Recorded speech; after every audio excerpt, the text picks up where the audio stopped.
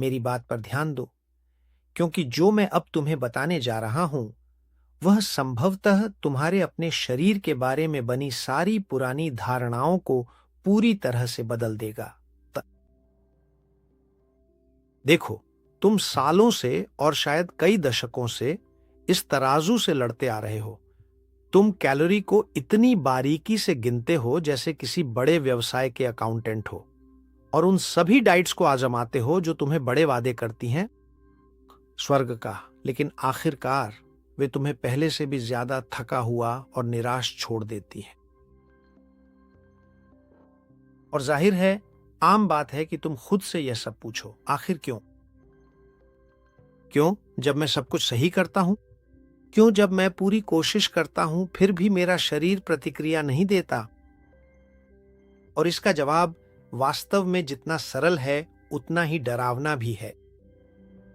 असल में तुम्हें एक ऐसा निर्देश पुस्तिका दी गई है जिसे तुम मानते आ रहे हो, जो पूरी तरह से झूठ से भरी हुई है।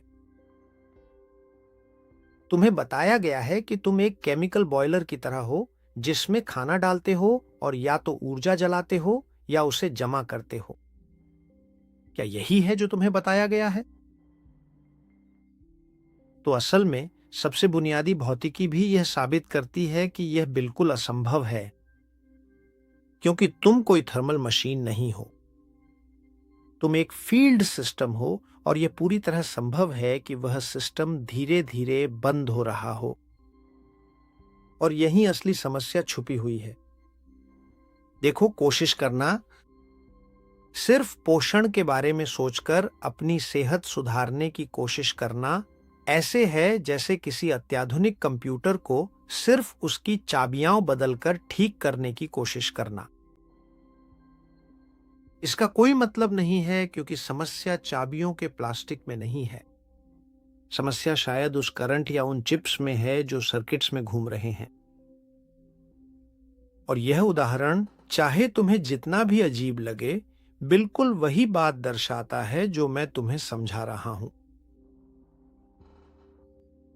चाहे आप जिम में कसरत करें या फिर अपनी रसोई में आप जो भी करते हैं, उसका कोई भी वास्तविक या स्थायी सकारात्मक प्रभाव तब तक नहीं होगा जब तक कि आप सबसे पहले इस बुनियादी बात को नहीं समझते कि वे कौन सी चीजें हैं जो आपको वास्तव में जीवित और स्वस्थ रखती हैं। जैसा कि तुमने कई बार सुना होगा, घरों की नींव सबसे पहले रखनी चाहिए। और आज हम इसी के बारे में बात करेंगे कि नींव कहाँ है, ये सीखने के लिए। हम इस सीरीज में वोल्टेज के बारे में बात कर चुके हैं और इलेक्ट्रॉन के बारे में भी चर्चा की है। मैंने तुम्हें समझाया और तर्क दिया है कि असल में हम ऐसे जीव हैं जो जीवित रहते हैं उस बिजली की वजह से जो हमारे शरीर को ऊर्जा देती है और चलाती है। लेकिन आज हम इससे थोड़ा और आगे बढ़ेंगे। हम, जैसा कि आमतौर पर कहा जाता है, रूबिकॉन पार करने जा रहे हैं। और आज मैं तुम्हें यह साबित करने जा रहा हूं कि बिजली, वही जो तुम्हें जीवन देती है, असल में वैसे काम नहीं करती जैसी तुम्हें स्कूल में बताया गया था। अगर तुम सोचते हो कि ऊर्जा तुम्हारी धमनियों या नसों के अंदर ऐसे यात्रा करती है जैसे पानी पाइप के अंदर बहता है, तो तुम पूरी तरह गलत हो। ऊर्जा न तो तार में है, न ही पदार्थ में है।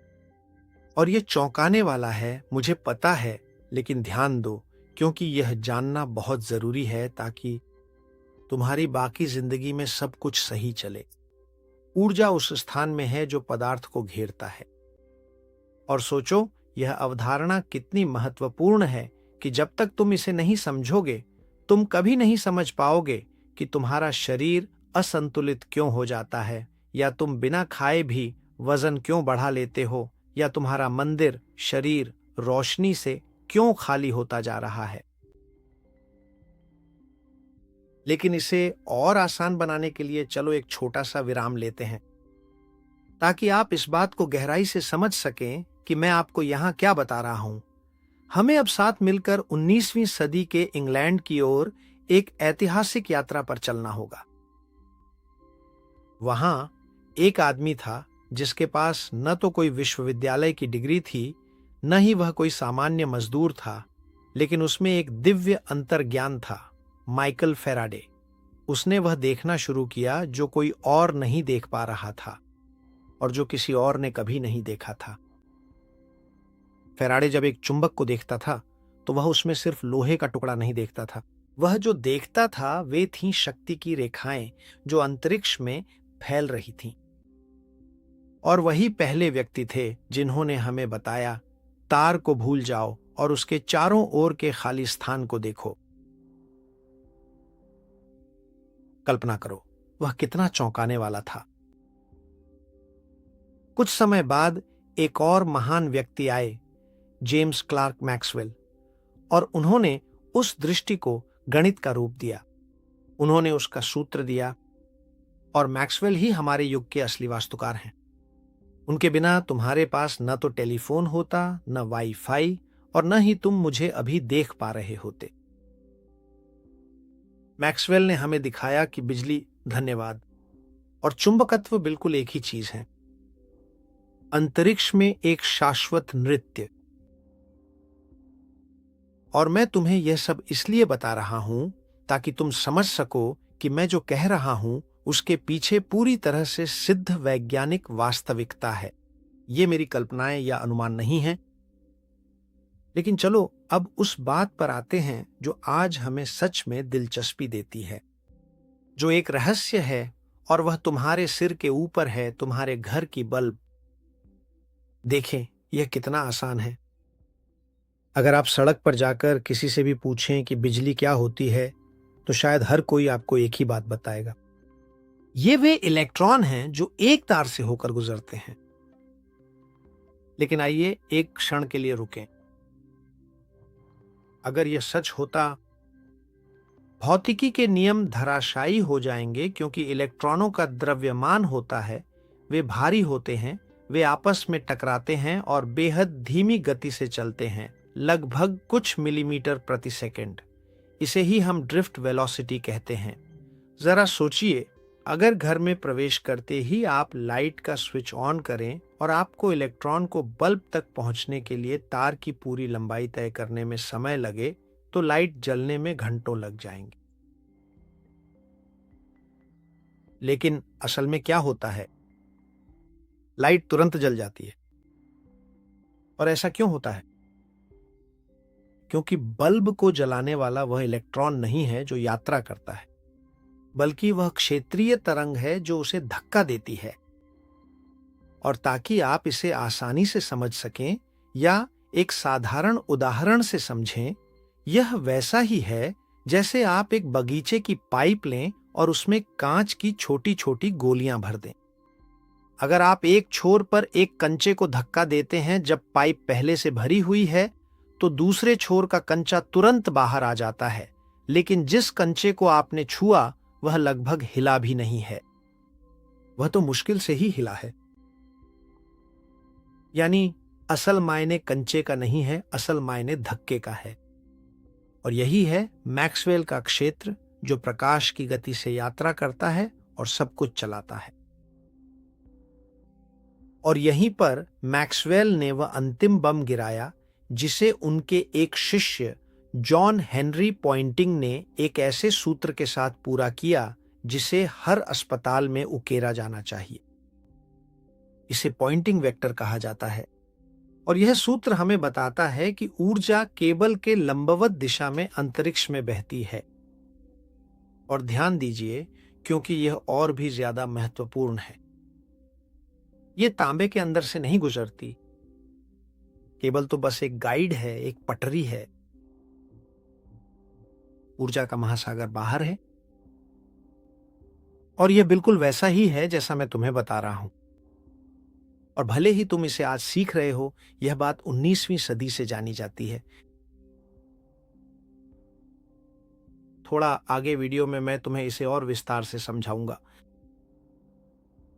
लेकिन देखो, यह हैरान करने वाला है, और मुझे यकीन है कि तुम भी मेरी तरह सोचते हो कि हमारी शिक्षा को किस तरह सीमित किया गया है, क्योंकि यह जानकारी बेहद महत्वपूर्ण है।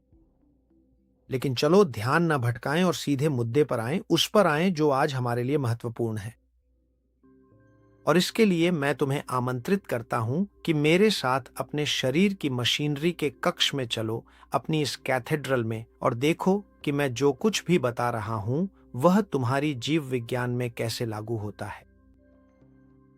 देखो, तुम्हारे पोषक तत्व यानी वह ग्लूकोज जिसकी तुम्हें इतनी चिंता रहती है, या तुम्हारे आहार के अमीनो एसिड, वे उस पाइप के अंदर धीमी गति से चलने वाली कंचों की तरह हैं।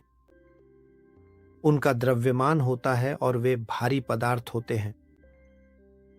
अगर तुम यह उम्मीद करते हो कि तुम्हारी सेहत इस बात पर निर्भर करे कि कोई पोषक तत्व महज संयोग से दूसरी अणुओं से टकराते हुए अपने आप कोशिका तक पहुंच जाए, तो हम जीवित रहने के लिए बहुत धीमे होते। जैसा कि तुम समझ सकते हो, ऐसा हो ही नहीं सकता।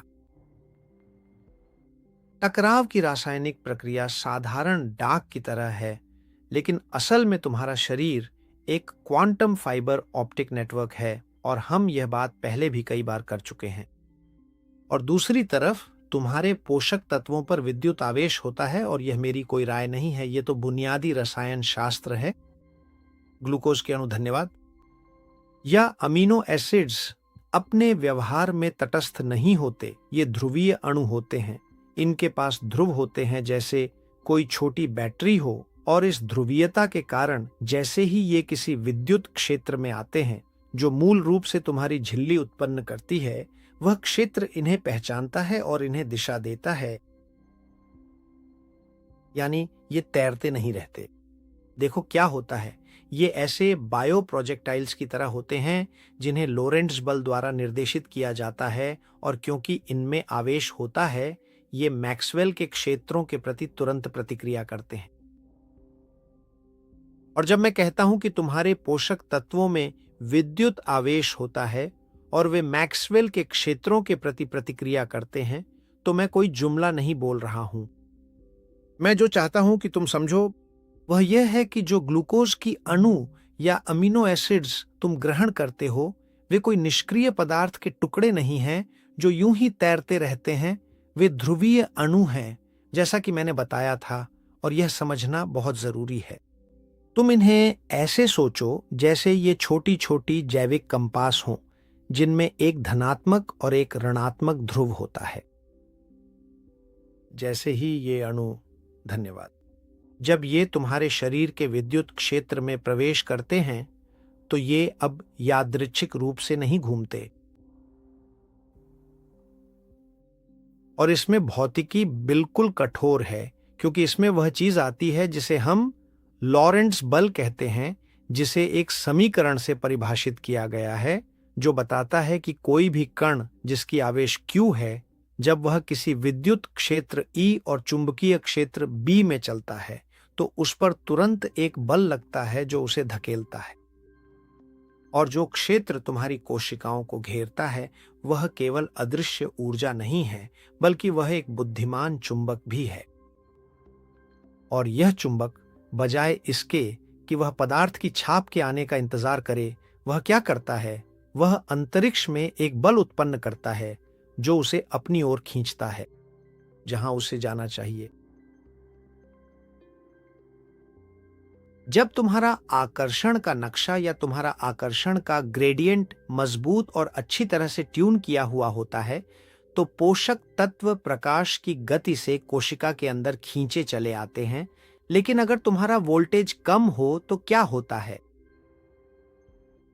अगर वाईफाई का शोर या तनाव उस निर्देश नक्शे को विकृत कर रहा हो तो क्या होता है? उस निर्देश नक्शे को बहुत सरल है, चुंबक अपनी आकर्षण शक्ति खो देता है। तो पोषक तत्व पाचन के माध्यम से आता है, खून में पहुंचता है और कोशिका के दरवाजे पर ही खड़ा रह जाता है, क्योंकि उसे अंदर धकेलने के लिए कोई क्षेत्र नहीं है। और ऐसा नहीं है कि खाना नहीं है, असल में उसे उठाने के लिए कोई विद्युत आदेश नहीं है। और यहीं तुम्हारे वजन की कुंजी छुपी है। अगर वह पदार्थ कोशिका के इंजन में जाकर वोल्टेज में नहीं बदलता, तो तुम्हारा शरीर, जो कि एक बेहतरीन बचत प्रबंधक है, उसे सीधे वसा के भंडार में भेज देता है ताकि वह रास्ते में ना आए। यानी तुम वजन इसलिए नहीं बढ़ाते कि तुम बहुत खाते हो, बल्कि इसलिए क्योंकि तुम्हारी विद्युत मार्गदर्शन प्रणाली में ईंधन को कोशिका या बॉयलर में डालने की शक्ति नहीं है। तुम थके हुए हो क्योंकि तुम्हारी कोशिकाएं खाली हैं, भले ही तुम्हारे खून में पोषक तत्व तैर रहे हों, लेकिन ये ऐसे पोषक तत्व हैं जो बस गुजर जाते हैं। और ऐसा इसलिए होता है क्योंकि तुम्हारी कोशिकाएं जैविक कंडेंसर हैं, वे सिर्फ पानी की थैलियां नहीं हैं, और उनमें एक झिल्ली होती है जो आवेशों को अलग करती है और जिसे लगातार -70 से -90 मिलीवोल्ट के बीच वोल्टेज बनाए रखने की जरूरत होती है। और तुम्हारा शरीर अपनी लगभग 1/3 पूरी ऊर्जा हर सेकंड सिर्फ एक काम में लगाता है, सोडियम पोटेशियम पंप को चालू रखना ताकि वह वोल्टेज गिर न जाए। अगर वह वोल्टेज कम हो जाता है तो मैक्सवेल की वैक्यूम क्लीनर या तुम्हारी कोशिका का डाइलेक्ट्रिक सक्शन प्रभाव बस रुक जाता है। जैसा कि मैंने कहा, पोषक तत्व दरवाजे पर दस्तक देता है, लेकिन कोशिका के पास उसे खोलने की ताकत नहीं होती और वह बाहर ही रह जाता है, जिससे सिस्टम विषाक्त हो जाता है और वह पोषक तत्व ऐसे इंतजार करता है जैसे उसे आपातकालीन वसा के रूप में संग्रहित किया जाना हो या वह बन जाता है। इसीलिए तुम्हारी असली ऊर्जा इस बात पर निर्भर नहीं करती कि तुम्हारा तराजू या तुम्हारा डाइट क्या कहता है। तुम्हारी असली ऊर्जा उस अदृश्य क्षेत्र की सिंटोनी पर निर्भर करती है जो तुम्हारे शरीर के अंदर है और जिसे तुम्हें जानना चाहिए।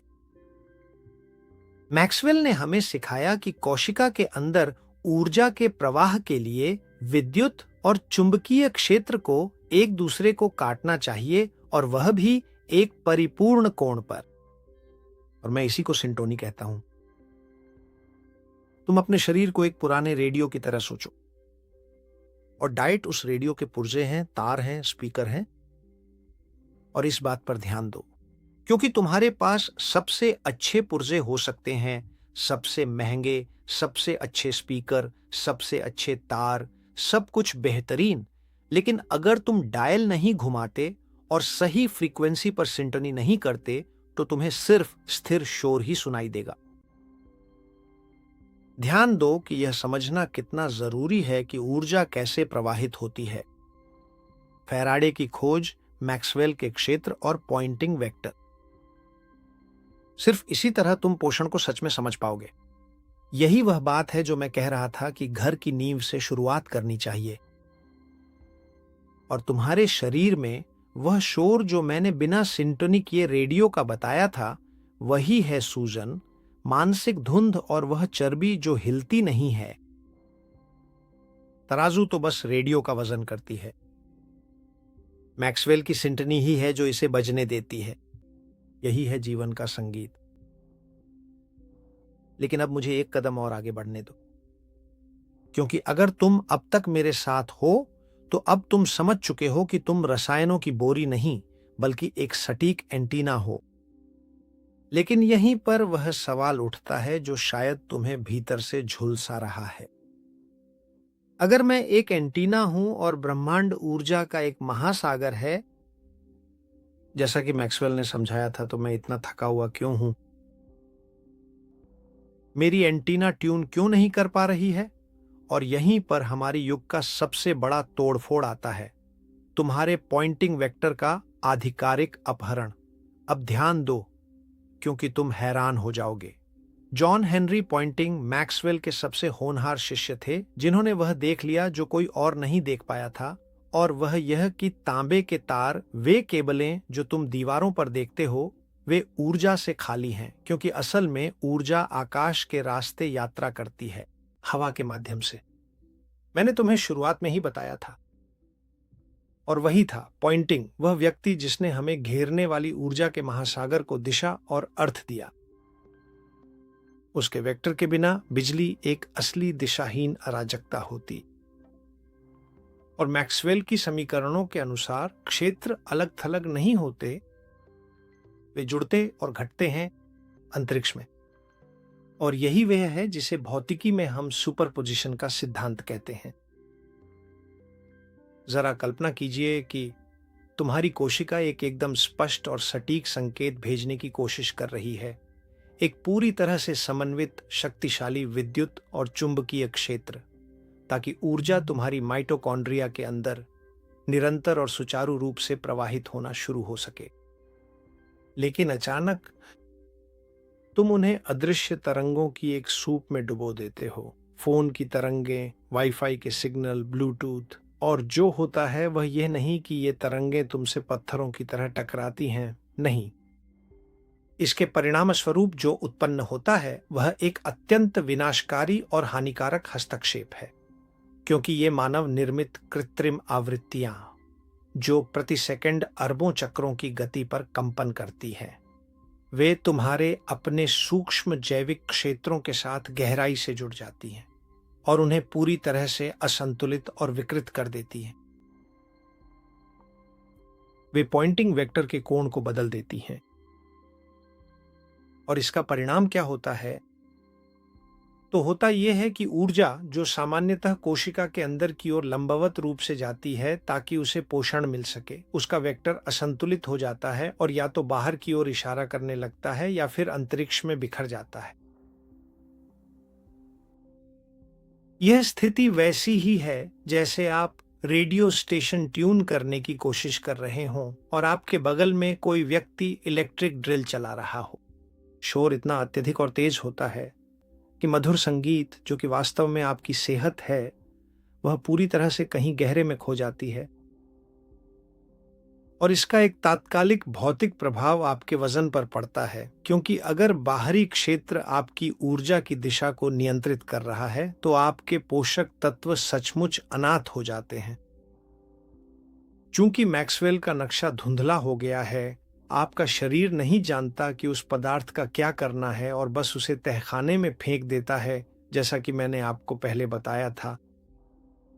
और आखिरकार यही आपकी तोंद को समझाता है, एक ऐसा भंडार जिसमें कोई नहीं जानता था कि उसे कैसे चालू किया जाए ताकि पोषक तत्व कोशिका में जा सके। लेकिन यह तोड़फोड़ सिर्फ आपकी सांस में ही नहीं रुकती, यह आपकी खुद की संरचना तक पहुंच जाती है, आपके तारों की। ताकि पॉइंटिंग वेक्टर ऊर्जा को कुशलता से पहुंचा सके, तार का इंसुलेटर बिल्कुल परफेक्ट होना चाहिए। आपके शरीर में यह इंसुलेटर वे वसा होती हैं जो आपकी कोशिका झिल्लियों का निर्माण करती है, यानी आपके डाइलेक्ट्रिक्स। और इसमें याद रखें, एक डाइलेक्ट्रिक मूल रूप से एक ऐसा पदार्थ है जो करंट को गुजरने नहीं देता, लेकिन फिर भी वह विद्युत ऊर्जा को संचित करने में सक्षम होता है। आपके शरीर में झिल्ली की वसा सिर्फ एक दीवार नहीं है, बल्कि यह आपके कंडेंसर का इंसुलेटर है। और अगर इंसुलेटर घटिया गुणवत्ता का हो तो क्या होता है? तो बहुत सीधी सी बात है, बैटरी डिस्चार्ज हो जाती है। और यही वह बिंदु है जहां खाद्य उद्योग ने तुम्हारे लिए अंतिम जाल बिछाया है। देखो, जब तुम ऑक्सीकृत वनस्पति तेल, ट्रांस फैट या बहुत अधिक पॉलीअनसैचुरेटेड फैटी एसिड जैसे मार्जरीन, सूरजमुखी, मक्का या सोया के तेल का सेवन करते हो, तो असल में तुम अपनी झिल्लियों का निर्माण बहुत ही घटिया गुणवत्ता वाले पदार्थों से कर रहे हो। इंजीनियरिंग की भाषा में यह ऐसा है जैसे तुम एक हाई वोल्टेज केबल को पुराने और छेद वाले प्लास्टिक से ढंक रहे हो। ऊर्जा उस झिल्ली के माध्यम से मार्गदर्शित होकर स्थानांतरित होने की कोशिश करती है, लेकिन क्योंकि इंसुलेटर खराब है, चार्ज बाहर निकल जाता है, क्षेत्र की लीकेज होती है। और भौतिकी में ऊर्जा का रिसाव हमेशा एक ही चीज में बदलता है, और वह है गर्मी और अव्यवस्था। और यही है पुरानी सूजन। ये खुद में कोई बीमारी नहीं है, ये तो बस एक विद्युत प्रणाली का भौतिक परिणाम है जिसमें चिंगारियां निकल रही हैं क्योंकि उसके तारों की इंसुलेशन खत्म हो गई है। यानी तुम्हें सूजन हो जाती है क्योंकि तुम अपनी ही वोल्टेज को रोक नहीं पा रहे हो और अंदर ही अंदर जल रहे हो। और इसलिए जब तुम मुझे कहते सुनते हो कि पारंपरिक पोषण विज्ञान अब मर चुका है, तो मैं यह कोई शौकिया तौर पर नहीं कह रहा हूं।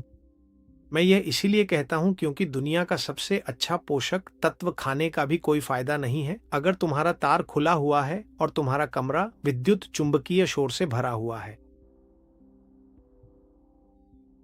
अगर तुम पहले अपनी डायलेक्ट्रिक को ठीक नहीं करते और हस्तक्षेपों को बंद नहीं करते तो सिर्फ सलाद खाने से मैक्सवेल की तरंगों को नहीं पकड़ सकते, क्योंकि तुम एक ऐसे बाल्टी को भरने की कोशिश कर रहे हो जिसमें 1000 छेद हैं।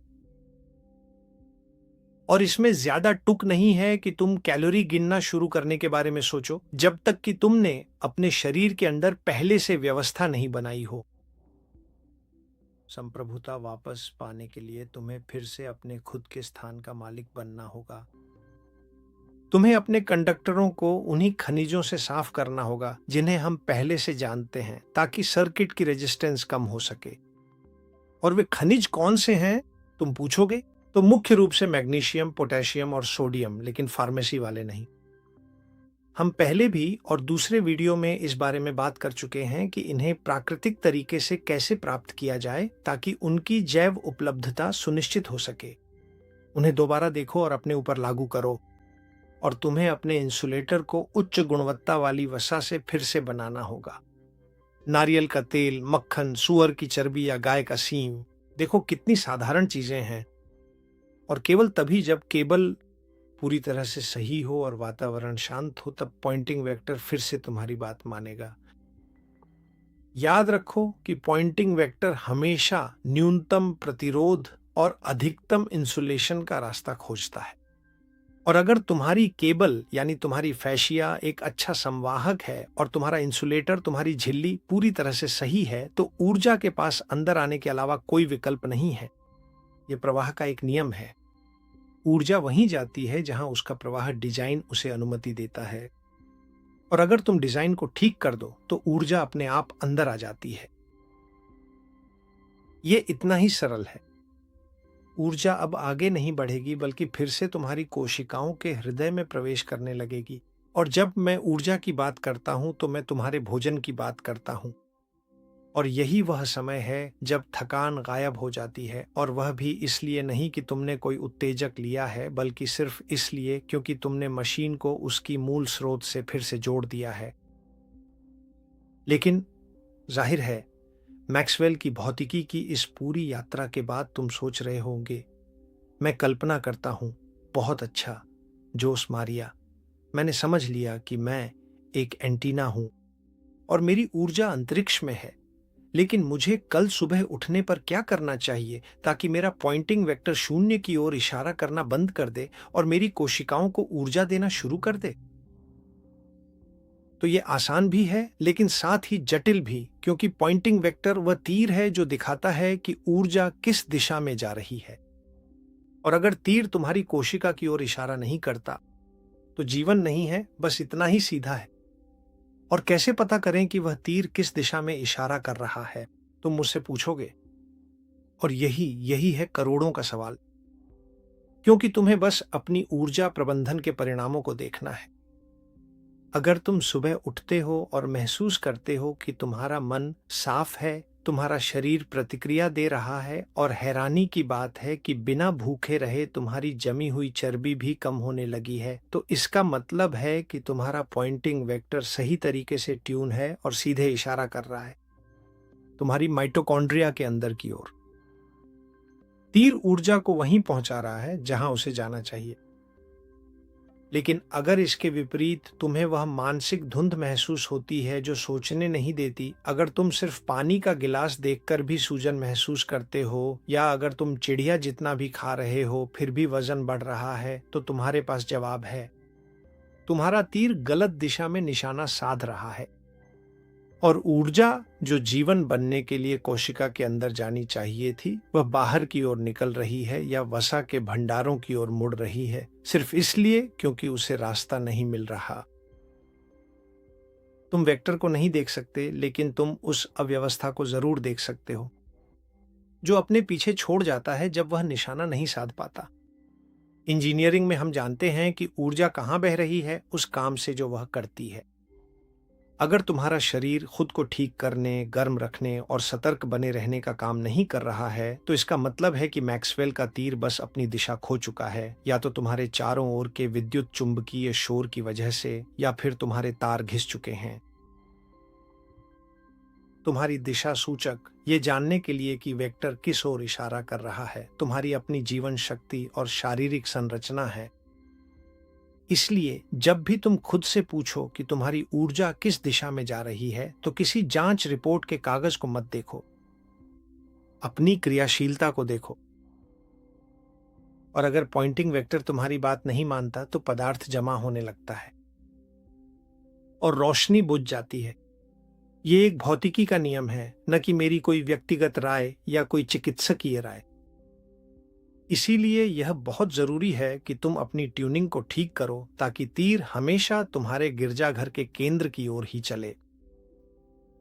और मैं नहीं चाहता कि यह सिर्फ एक और कमोबेश दिलचस्प बातचीत बनकर रह जाए। मैं चाहता हूं कि तुम आज ही नियंत्रण वापस हासिल करो और अपनी विद्युत संप्रभुता को पुनः प्राप्त करने के लिए, और ताकि तुम्हारा शरीर फिर से ऊर्जा को कुशलता से अवशोषित कर सके, मैं तुम्हें सुझाव देता हूं कि तुम ये 4 सटीक इंजीनियरिंग की तरकीबें अपनाओ। सबसे पहले तुम्हें अपना डाइलेक्ट्रिक बदलना होगा। तुम अपने शरीर से उच्च गुणवत्ता वाले विद्युत चुंबकीय क्षेत्रों को संभालने की उम्मीद नहीं कर सकते अगर तुम्हारी झिल्लियां बेकार के पदार्थों से बनी हैं। यानी तुम्हें जड़ से औद्योगिक वनस्पति तेलों को हटाना होगा, जैसे सूरजमुखी, मक्का, सोया के तेल, क्योंकि ये ऑक्सीकृत वसा ऐसे हैं जैसे उच्च वोल्टेज केबल में सड़ा हुआ इंसुलेटर लगाना। ये विद्युत क्षेत्र में रिसाव पैदा करते हैं और सूजन भी। इन्हें स्थिर, संतृप्त और मोनो अनसैचुरेटेड वसाओं से बदलें, जैसे घास पर चरने वाली गाय का मक्खन, जैविक अंडे, एक्स्ट्रा वर्जिन ऑलिव ऑयल, पारंपरिक सुअर की चर्बी और लाल मांस की वह चर्बी जिसे कसाई अक्सर फेंक देता है, या गाय का सीबो। ये सभी सस्ते, पारंपरिक और जैविक रूप से आपकी कोशिका झिल्लियों के लिए श्रेष्ठ विकल्प हैं। यही वे वसाएं हैं जो आपकी झिल्ली को वह स्थिरता बनाए रखने में सक्षम बनाती हैं जिससे -70 मिलीवोल्ट से -90 मिलीवोल्ट के बीच का वोल्टेज वास्तविक रहता है। कोई भ्रम नहीं, क्योंकि बिना एक संपूर्ण इंसुलेटर के, याद रखिए, कोई भी विद्युत क्षेत्र मायने नहीं रखता। दूसरा, आपको इसे कम करना होगा, सर्किट की प्रतिरोधता। अगर आपके कंडक्टर जंग लगे हैं तो ऊर्जा गर्मी के रूप में नष्ट हो जाती है और बल्ब तक नहीं पहुंचती। और तारों को कैसे साफ किया जाता है? तो इसका जवाब है एक व्यापक और सही मिनरलाइजेशन के साथ। और मैं किसी भी सप्लीमेंट की बात नहीं कर रहा हूं। मेरा मतलब है कि मैग्नीशियम और उन इलेक्ट्रोलाइट्स को वापस पाना जो आपके शरीर के पानी को एक आदर्श सेमीकंडक्टर बनने में सक्षम बनाते हैं। और इसके लिए समुद्री पानी को पतला करके आइसोटोनिक पानी के रूप में इस्तेमाल करें, या अपनी पानी और खाने में अच्छी गुणवत्ता वाला नमक, थोड़ा सा नमक डालें। लेकिन ध्यान दें, ये सफेद इंडस्ट्रियल नमक, सेल्टिक नमक या अंदरूनी झरने का नमक नहीं है, क्योंकि अगर मिनरल्स नहीं हैं तो कंडक्टिविटी नहीं होगी, और अगर कंडक्टिविटी नहीं है तो पॉइंटिंग वेक्टर बस आगे निकल जाता है, क्योंकि उसे अंदर जाने के लिए कोई सोखने वाली जगह नहीं मिलती। तीसरा, तुम्हें शोर को खत्म करना होगा। शोर, अगर तुम एक स्थिर तूफान के बीच में रह रहे हो तो तुम्हारी एंटेना परफेक्ट होने का कोई फायदा नहीं है।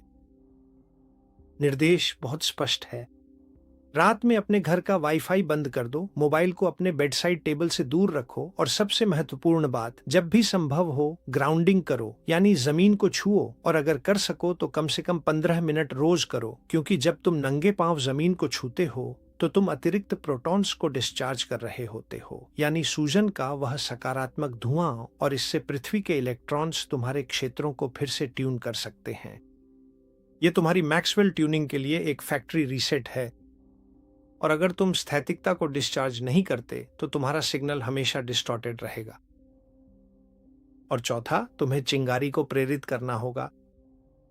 याद रखो कि एक स्थिर क्षेत्र ऊर्जा का संचार नहीं करता। तुम्हें हिलना डुलना है, लेकिन कैलोरी जलाने के लिए नहीं, बल्कि पाइजो इलेक्ट्रिसिटी उत्पन्न करने के लिए। यानी अक्सर टेंशन वाले मूवमेंट्स या फेशिया के गहरे स्ट्रेचिंग करो, ये जटिल नहीं है, और इन सब से आपके थर्मोस्टेट की क्षमता की परीक्षा होगी। अलावा यदि आप ठंडे पानी से स्नान करके इसे प्रेरित करते हैं तो इससे आपके माइटोकॉन्ड्रिया को आपातकालीन वोल्टेज बढ़ाने के लिए मजबूर होना पड़ेगा। कोलेजन पर पड़ने वाली ठंड और यांत्रिक दबाव ही वह कारक है जो रक्त प्रवाह शुरू करने के लिए स्विच को चालू कर देता है। और ताकि आप कुछ भी मिस न करें, हम आज जो कुछ भी सीखे हैं उसका पुनरावलोकन करेंगे, क्योंकि यही वास्तव में नींव है आपके नए जीवन के लिए। सबसे पहले ऊर्जा आपके पोषक तत्वों के माध्यम से नहीं चलती, बल्कि उनके चारों ओर के स्थान से पॉइंटिंग वेक्टर के जरिए यात्रा करती है। दूसरा, आपकी कोशिकाएं जैविक संधारित्र कंडेंसर हैं, जिन्हें ऊर्जा को सोखने के लिए -70 मिलीवोल्ट से -90 मिलीवोल्ट के बीच वोल्टेज की आवश्यकता होती है। तीसरा, अगर आपका वजन बढ़ता है या आप थके हुए हैं तो यह इच्छा शक्ति की कमी के कारण नहीं है, बल्कि इसलिए है क्योंकि संभवतः आपकी ट्यूनिंग खराब है और जो ऊर्जा आप ग्रहण करते हैं वह आपके शरीर में जाने के बाद भी आपकी कोशिकाओं में प्रवेश नहीं कर पा रही है। इसका कारण विद्युत चुंबकीय शोर और कुछ इंसुलेटर यानी दोषपूर्ण वसा है, और अंत में वह ऊर्जा वसा में बदल जाती है। चौथा, स्वास्थ्य रेडियो का वजन नहीं है, यानी आपकी तराजू का वजन नहीं है, बल्कि यह है कि आप जीवन की संगीत को कितनी स्पष्टता से ट्यून कर सकते हैं। इसलिए अब आपको यह समझना चाहिए कि आप डाइट्स के एक निष्क्रिय उपभोक्ता नहीं रहे, बल्कि अपनी खुद की जैव मौसम विज्ञान के मुख्य इंजीनियर बन सकते हैं। अब आप इस बात का इंतजार नहीं करते कि स्वास्थ्य बाहर से आपके पास आए, क्योंकि अब आप जानते हैं कि इसे भीतर से कैसे ट्यून करना है। आपके पास नक्शे हैं, आपके पास उपकरण हैं, और अब आपके पास ठोस निर्देश भी हैं। अगले वीडियो में, जो इस श्रृंखला का भव्य समापन होगा, हम देखेंगे कि इस सारी ऊर्जा का असली उपयोग क्या है। क्योंकि एक जगमगाती हुई कैथेड्रल वाकई खूबसूरत होती है, लेकिन उसका असली अर्थ तभी होता है जब राजा सिंहासन पर बैठता है। हम स्वतंत्रता की जीव विज्ञान के बारे में बात करेंगे, और यह भी कि ऊर्जा की यह अतिरिक्तता ही आपके मानवीय गरिमा तक पहुंचने का एकमात्र वास्तविक रास्ता है। और निश्चित रूप से यह आपकी स्वतंत्रता की ओर भी ले जाता है। और अगर मैक्सवेल की भौतिकी के इस सफर ने आपको यह समझने में मदद की है कि आपकी सेहत आपके अपने हाथ में है, न कि आप कहाँ रहते हैं या किसी पोषण लेबल में, तो आप मुझे बहुत बड़ा उपकार करेंगे अगर आप इसे साझा करें। अगर आपको यह वीडियो पसंद आया और आपको लगता है कि यह दूसरों के लिए भी उपयोगी हो सकता है, तो इसे साझा करें। आप ज्ञान फैलाने में मेरी मदद करेंगे और इसके लिए धन्यवाद भी। दूसरों को उस विद्युत सुस्ती से जगाने में जो उन्हें अंधेरे में रखती है। जैसा कि मैं हमेशा कहता हूं, आगे बढ़ो, हमेशा आगे बढ़ो। और मैं तुम्हारे कमेंट्स पढ़ता हूं,